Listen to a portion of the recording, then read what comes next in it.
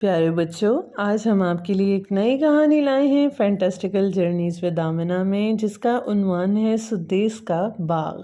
تو سدیس کا باغ اب گاؤں کی سب سے خوبصورت جگہ بن چکا ہے بچوں، جہاں پہ بچے اس باغ میں کھیلتے، بزرگ دھوپ میں بیٹھے ہوئے کھاتے پیتے اور پرندے آزادی سے چہچہاتے نظر آتے ہیں۔ تو چلیں آج کی کہانی کو شروع کرتے ہیں۔ پیارے بچوں، سدیس گاؤں کا بہت ہی شرارتی لڑکا تھا۔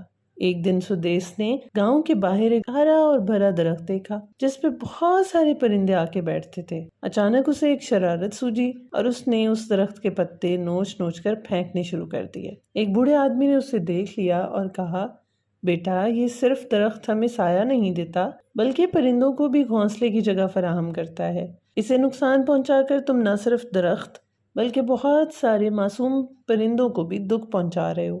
بوڑھے آدمی نے سدیس کو پیار سے سمجھایا تو وہ شرمندہ ہو گیا۔ اسے احساس ہوا کہ اس کی شرارت سے کتنا برا اثر پڑ سکتا ہے۔ سدیس نے کبھی کسی درخت یا جانور کو نقصان نہیں دیا تھا۔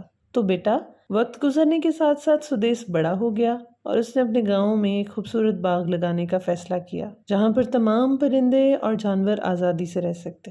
اس باغ کی وجہ سے گاؤں کے لوگوں کی زندگیوں میں خوشیاں آئیں اور سدیس نے اپنے گاؤں میں نہ صرف ایک خوبصورت باغ بنایا بلکہ اس نے اپنے گاؤں میں بچوں کو بھی فطرت کی حفاظت کرنے کے طریقے سکھائے، اور ان طریقوں پر عمل کرنے سے اور گاؤں کے ماحول کو بہتر بنانے کے لیے ہر ممکن کوشش بھی کی۔ کچھ سال بعد جب سدیس کے گاؤں کو خوبصورتی اور ماحول دوستی پر قومی سطح پر تعریف ملی تو پیارے بچوں، دوسرے گاؤں والوں نے بھی ان کی مثال قائم کرتے ہوئے اپنے گاؤں میں تبدیلیاں لانا شروع کی۔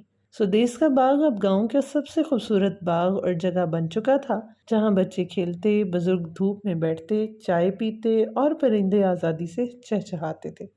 تو پیارے بچوں، کوئی بھی ایسی چیز جس میں آپ زندگی میں تبدیلی لا سکتے ہیں، کوشش کریں کہ اپنی زندگی میں تبدیلی لائیں۔ ہمارے چینل کو لائک کریں، سبسکرائب کریں، شیئر کریں۔ ہم ملیں گے آپ سے اگلی کہانی میں، فینٹاسٹیکل جرنیز ود آمنہ کی دنیا میں۔